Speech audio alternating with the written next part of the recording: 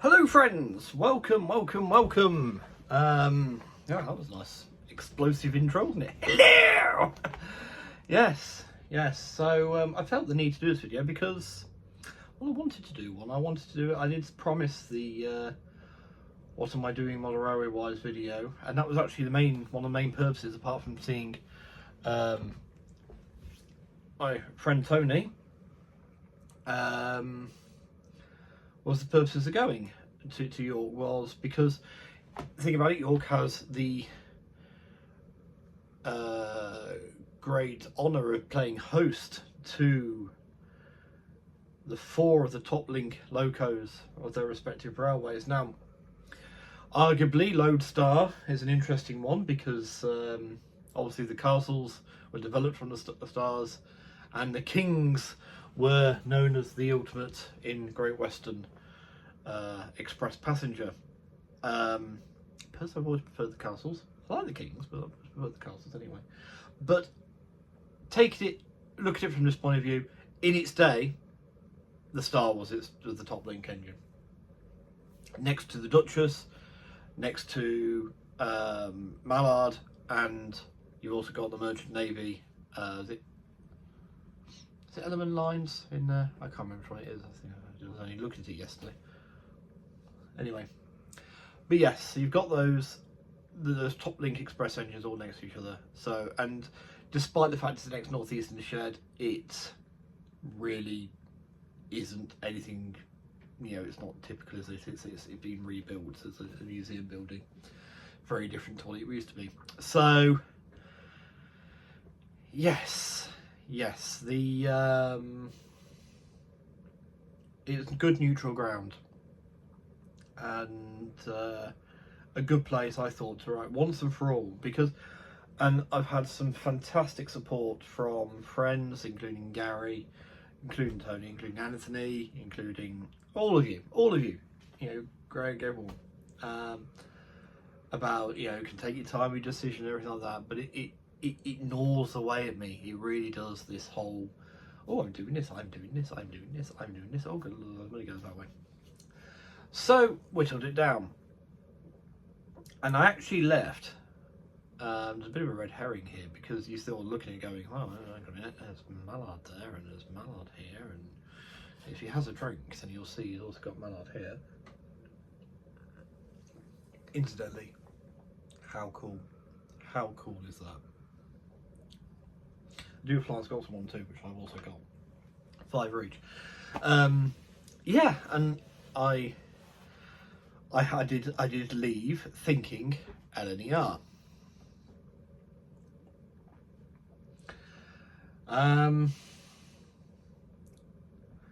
Despite the fact I did run to Lodestar a couple of times.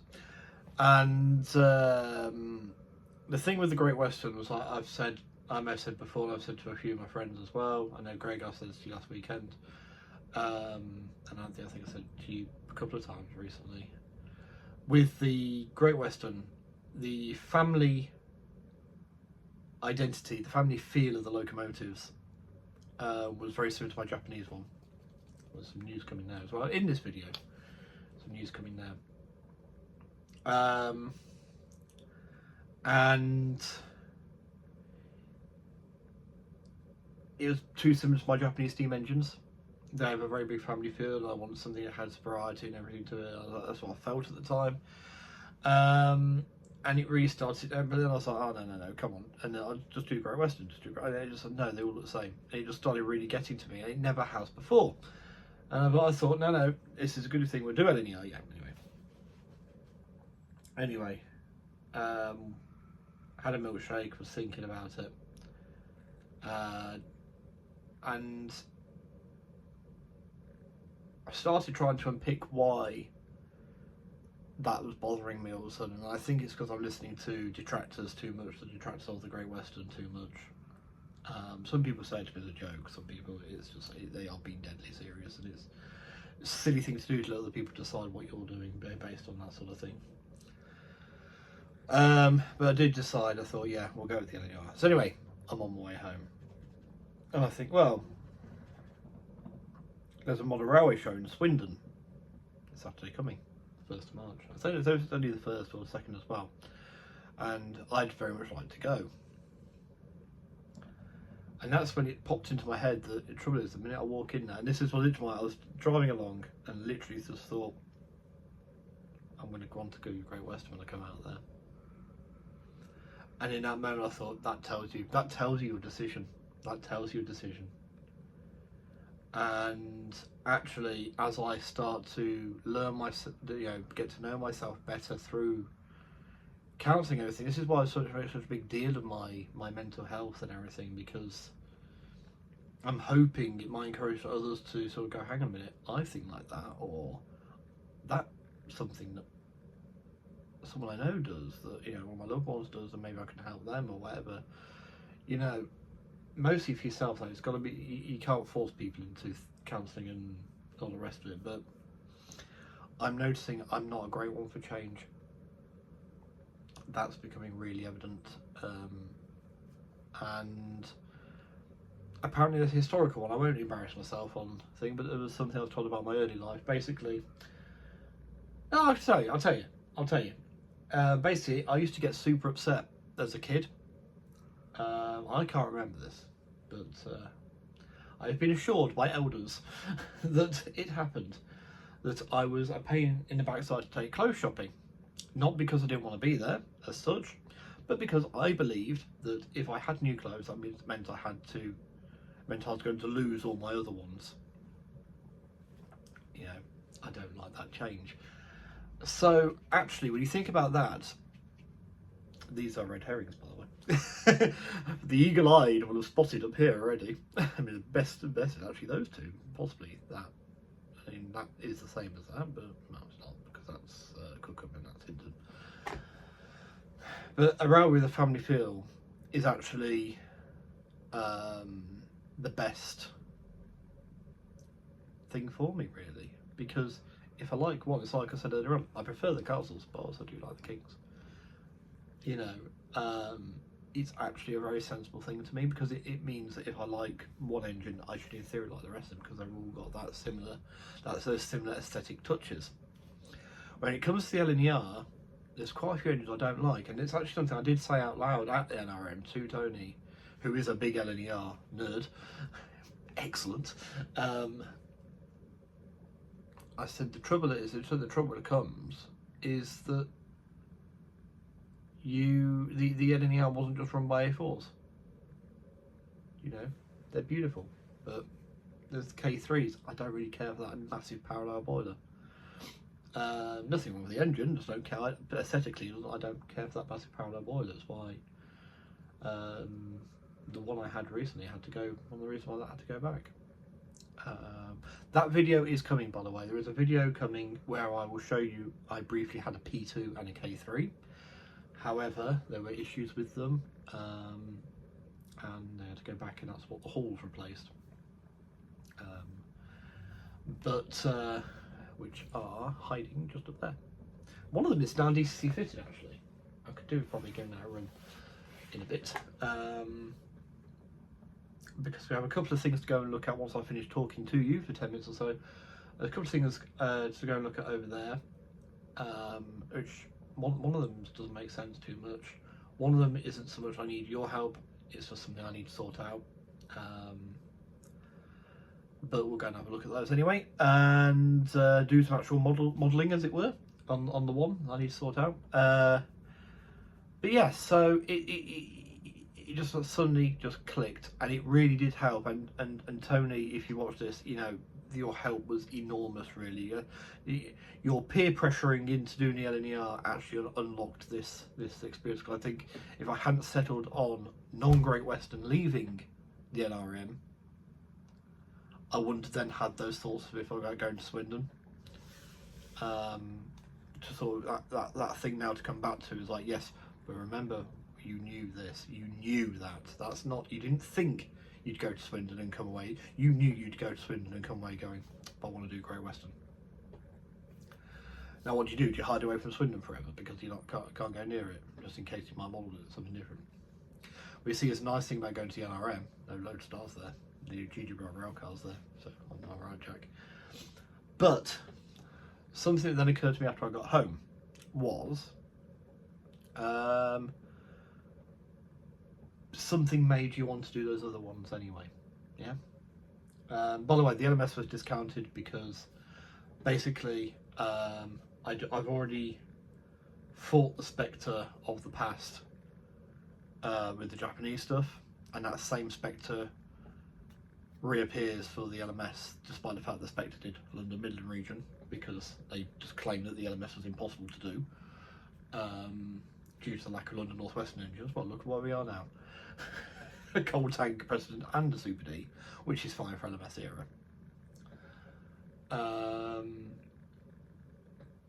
Super D is just not fine for the LWR, but yeah, it wouldn't be. It's not impossible to do it. But whereas with Japanese stuff, I was able to approach Japan differently, not learning about it through anime for a start. I was able to break away, but I've got nothing for the LMS. So that was discounted. The Southern, I don't particularly care for the 50s and 60s as eras, particularly the 60s. It's not my era.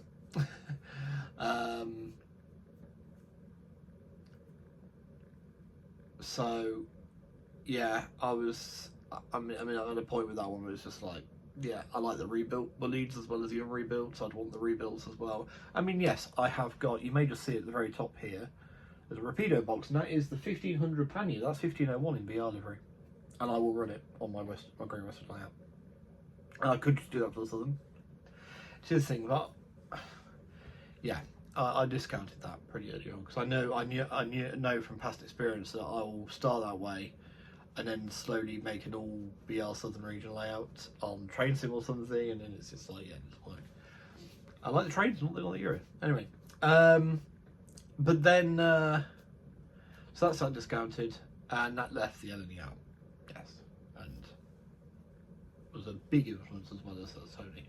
But like I say, you know, so yeah, but obviously something that makes me want to do all those railways anyway, which is what brings me on to my homecoming epiphany, which I quickly mopped up, and then had to think about this, which is that well, I was going to do, I think I may have said to some of my friends and possibly even to yourselves on YouTube, that whichever one of the other three I chose, I could always include the Great Western in it, because the Great Western plugs really neatly into all of them. You know, meets the Juniper Banbury, they share the line down most of the way to Marylebone. In fact, the Chiltern Chiltern train service I use to get to London, we start on the Great Western, end up on the former Great Central, or LNER, you know. So we know those plug in nicely together. The LMS met the Great Western all over, from Birkenhead all the way down to Bristol, and you know, Somerset and Dorset. The LMS in the Great Western plug, and you know, including Birmingham and all the rest of it. Okay, so the LMS plugs in quite nicely. And the Southern, obviously, possibly the most famous link. Like I'm near the Withered Arm, Exeter, as well. And various other places. There's so many model railway outlets that do have a mix of Southern and Great Western out there. It plugs in nicely to all of them. Well, how about I reverse that? So I will be bringing back my station name of Ardershill, which is the first written name for the village I live in, which is not called Ardershill anymore. It's because we've got the word hill in it, but not Arders. But it's going to be a station with no fixed abode, is what I thought. So, a Great Western station, in building style, everything will be Great Western. It should scream Great Western at you. Just no train inside. I can train any sort of rolling stock inside. But when I want to run I'm feeling a bit LMS-y. I've got a Black 5 on pre-order. I can run my Black 5. I can run my Fairburn tank. And then I can get my 04 out, or can get something to run on it. Because not many of my linear engines are actually DCC ready. In fact, it's just the 04. A plug and play, that is. Southern. I don't, apart from 2 C classes, I don't have an awful lot of Southern, and they're both in South Eastern Chatham livery, so Southern might be a difficult one. But again, in theory, I could get a Bullied Pacific or something and run it. Excuse me. So that's the in-period layout. Ah, yes, because there's more, folks, there's more. Well, I've got industrials, I've got a lot of industrials. I've got locos, like the aforementioned South Eastern Chatham liveried locos. I've got my London North Western engines. What about those? Where do they fit in? Because this livery of the Great Western, I like my preferred livery, which is best shown to you on this nice O-gauge pannier tank. I mean, it should be a pretty good hint as well. That livery does actually go pre-grouping. You can use that pre-grouping. So it could cross over with those in a similar way, but then it limits you on your stock and everything. I've got these 6-wheel coaches here. I've got the Rapido Evolution Great Western set on order, the set of 3 that they're doing. Yeah, it starts to get awkward with locos and stuff. So what about those, and what about if I want a diesel? Because I do like the early diesels. That Class 37 last year was a bit of a mistake, I've got to admit. Fine model, nothing wrong with the model itself. It's just wasn't for me. But say I want a Peak, I like Peaks. I'm admitting that. Hello, I'm Christopher and I like Peaks. Or a 31. I mean, I don't particularly care for 31s as such, apart from that's the first loco I got to drive. So it'd be cool to have one. Well, that's where, yeah, we have a full Great Western station here on the mini board, and when I'm feeling that we're so inclined, it's a Heritage Railway, and I can run other things. It is it's an idea I feel should work, because it is so multifaceted, and it will allow me that freedom whilst being at its core the GWR. So all that's left for me to do next, and as promised, or as threatened I suppose, there's another channel name change coming up. I mean, I didn't used to warn you about those. Basically Tapstone's catching up with me. No joking. But no, because I want it to be something themed along the Great Western. I don't want it to have my station name in, because I've got ideas for other layouts. I just want it to be Great Western themed. Which brings me on to the channel a little bit. Not the channel and me update so much this one, but the channel a little bit, and the Japanese stuff, as I said earlier. So basically I have got pre-orders for Japanese trains. Let's just get the good old listy up here, that run through to June. Okay, there's about at least one item, or at least one release till June, and a couple of those are 2 items, but they go together, so yeah. Oh, sorry, July. There is 1 loco in July. Sorry. So February we had the Red Thunder, which is out there. In March there is the Yakumo, which is the one I'm really looking forward to. The 8-car limited edition set. That would be one to look forward to, folks. In April there's a twin set of DF50 diesels. These are actually interesting. They're powered by Sulzer engines. So yes, having listened to some videos, they do sound very, very familiar to us UK people who know the Sulzer powered diesels over here. And that's with the limestone train as well. Then in May, it's an EF66 electric locomotive. Don't worry if you don't know what these are, but obviously you can load them up if you want to. But yeah, EF66, and that comes with the Kangaroo liner, which is a container train, a special container train. I do actually have one of the container sets already for it, or one of the cars that would be included in the set liner already. But yeah, that's an 8-car set. It's going to be quite a big train with the loco to pull it. In June, it is completing my JR East Steam Fleet. It is C57 180. I have the others already for that for JR East with the 12 Series 12 passenger car Ban Etsu Monogatari. I think I said that right. Which is again a bit like the Yamaguchi set where you got the locomotive and the set of cars from to pull. It's the same, basically the same sort of idea. It is a beautiful train, and that. Then in July there is a DD2 200 on its own. Bless it. There are some buildings as well when the Kangaroo liner comes out. By the way, sorry, I missed those. The downtown factory, a town factory, and the downtown factory. So, yes, obviously they're all staying on. Actually, where I get them from, it's one of the downsides to this place. I mean, they will, in extreme circumstances, but you get warnings and things, and 3 strikes and you're out. It's impossible to cancel any of these things. Would I? Possibly yes, the DF50 and the F66.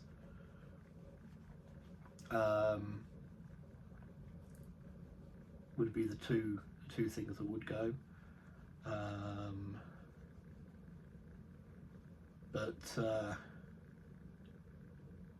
Yeah, I'm keeping them all on because I obviously ordered them for a reason. Right, but now, please don't take this the wrong way, folks. I really struggle to explain myself a lot of the time, but I do want to make it clear I am not giving up on the Japanese stuff. Yeah, because this is what's coming, is that I'm winding it back. I'm winding it back almost fully to the point where it's not going to have a permanent layout. It'll be something I just set up occasionally to, well, Beyond the Happiness line, of course, which I will be getting ready for the Seven Valleys Model Railway Show. I need to get out of the loft and get all the wiring sorted on it, but that will be an operation for then, and will be the permanent layout for it, as it were. But as for the rest of the stuff, it's just going to be ironic when I feel like it. Japan is meaning other things to me these days. Positive still, positive, but you know, my interests have moved beyond the railways. They were the key that opened the door, and yeah, I'm still enjoying watching my enemies. I'm still enjoying learning about the culture, and that's what's overtaking the railways. So, and you know, the history and everything. So, yeah, you know, I'm feeling. I talked when I initially started doing some UK stuff again about the fulfilling different needs, and I am finding it's so much more fulfilling. Even whilst I wasn't sure what I was doing, but doing research and being able to watch videos. I mean, my 1F shunter, my LMS 1F shunter, 1661, I renumbered it. It needs a mobile store number plate. I have a photograph of the real 1661 hiding over there, and it's in an envelope. I think it's at Kentish Town. The photo's taken, and it just like being able to do that sort of thing. Yes, you could do that with the Japanese stuff, no problem. But it's been able to go and find things easily in my own native language, which is always a thing. I mean, obviously for Anthony speaks German. He can read German. He's got that key part to do modelling a foreign railway. It's not a requirement by any stretch of imagination. It all depends on how deep you want to take it and take yourself and everything. And obviously, where I want to be, I need to go deeper. So yeah, so it is great being able to, you know, yeah, it is just fulfilling me so much more. So yeah, you know, all positive things. This is now 25 minutes of me waffling. I do apologise. We will get to some trains, promise. But I just want to say I am winding that back, so don't be surprised if it disappears. However, these shelves may empty behind me because we've got double O to put on them. But by the same token, the loops are going to stay up just for now. because the Yakimo, and I would be quite happy, I think, to. He says he'd be quite happy to do it, and immediately start thinking about it again.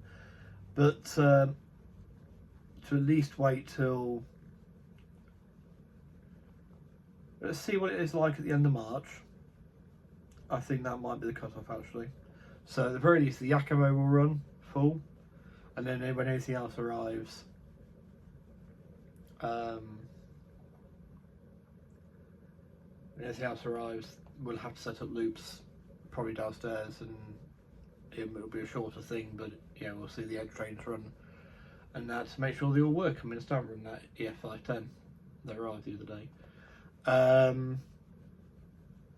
And that's been a really good indication, by the way, that Great Western's the right choice, because I've actually been playing with the trains today as opposed to just putting them on the track and looking at them whilst I play train sim or something. But yeah, but my say March is because Q2 is when the Akura scale panniers are due, and 57, 54 of the 2 I have on pre-order is coming DCC sound fitted, and obviously with the Stylized in there, it's going to be an absolutely sublime shunter. Yeah, that's going to be brilliant. I mean, they've both got Stylized fitted from the factory, but 5741 Duck is coming in an analogue form at this point, a bit like I've got Cook and Manor in analogue form at this point. Now I just have to pick up the decoders them later on. But that is a useful segue. Talking about smooth shunting, that's a useful segue to hop down to layout. And Brian, Finn, you may notice the auto coach and the centenary coach from that, because I'm just looking at them now. They're sat behind the thing, because everything Great Western came out. But we'll go over and we'll talk about the thing, and I need your help on something. Also, I will take channel name suggestions. Something nice and generically Great Western without yeah, and I'll still keep my name on there somewhere. You know, put Christopher in brackets or something. That was before. Right. Let's go down to the layout. So I did just forget to mention, because I was waffling, that I don't regret any of my Mallard paraphernalia last night, because hey, I can still like Mallard whilst being a Great Western enthusiast. It's still a stunning engine and means quite a lot to me. In a sentimental way, because yes, I got to sit in it when I was 5 years old for my birthday. It was before they really were opening up to anyone as such, but yeah. Anyway, so here we are with Small Prairie 5555. Now this engine has been with me to Swindon, and the last model show I went to, and they have the number plate for the original loco there on display. And I managed to put the two together, which was kind of cool. So it's actually met its real life counterpart in a way. But yes, I have a little bit of an issue to sort out on this one. This is the one I can sort myself. But if I run it, you may notice it's a bit grindy. And I know exactly what's happened here. Is the DCC cable to the chip is interfering with the gears. So that's going to be a quick fix. I'll do it myself. The one I need some help with is this one here. Now, this is obviously one of Batman's 9400 panniers, 9466. A BR built machine, but hey, I won't tell it if you don't. It seems quite happy in Great Western livery. Yeah. Fitted with a Next 18 chip, everything like that, lovely. For the most part, runs quite nice. You see the little light comes on as well. For the firebox. Now that point has been a bit dodgy with some locos, and I thought I was going to have to replace it. Know what's going on with the frog there. That one has been fine so far.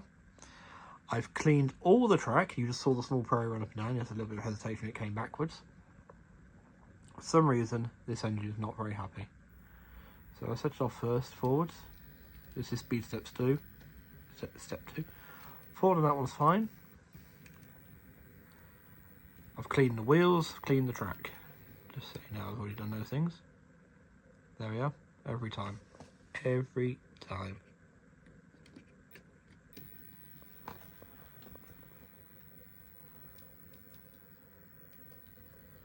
If we bring it back.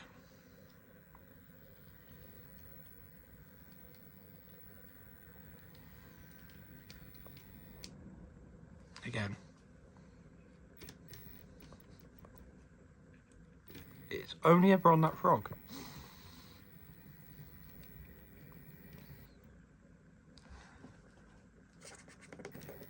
That's a new one. That's how clean behind the wheels as well. Make sure the contacts are clear. But yeah. And also, if I then press 3 on steer set 3, it sort of takes off quite a lot more, but still stops. So yes, any ideas, folks, on what could be causing this?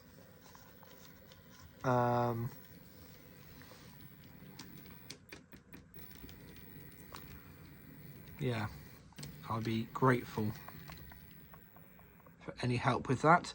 I mean, could it be the decoder? I've used a Lays decoder. I've had some mixed experiences with those. Could it be that? Or, yeah. Don't know, any other ideas? I mean, I would eventually like to get sound in this. I know it's already got a speaker in there and everything, so... where it's just something I put up with, depending on what people say, I might have to put up with it, and just when I get sound in it, it should, the better decoder or whatever, it should be better. It's not a critical engine to me right now. It's great to use it. I want to use it, obviously. I say it's not as critical as, say, as I've got small Pro shunt. I can shunt with anything really, can't I? But I've got small Pro shunt with, I've got another pannier to shunt with, an older Bachmann pannier to shunt with, which runs fine on here. Well, last time I ran it did anyway. Yeah, so yeah, any help with that would be gratefully received. Thank you very much. Right. So this is proving the point. It starts on the point where proving the point by starting on the point. It starts on the point where the 9400 was stalling, but there we go. One engine solved, wires nicely tucked out of the way.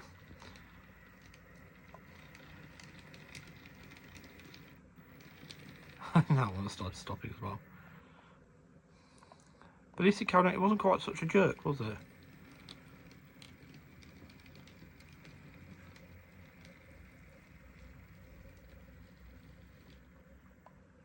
try again.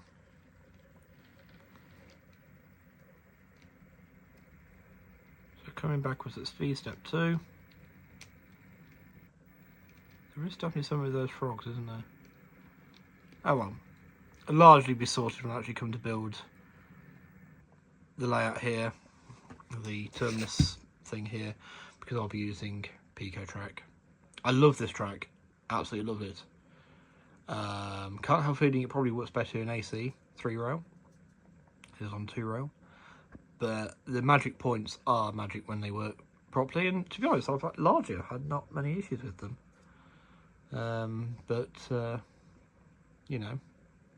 Things are what they are. I can operate the train, it still moves. As long as it still moves, that's all I ask. That one seems to have more problems. So, yeah. That's all you both. Okay. Well, thanks for watching. Take safe, stay care, and well be. I'll see you next time. Trying his teeth out for the dog. Bye.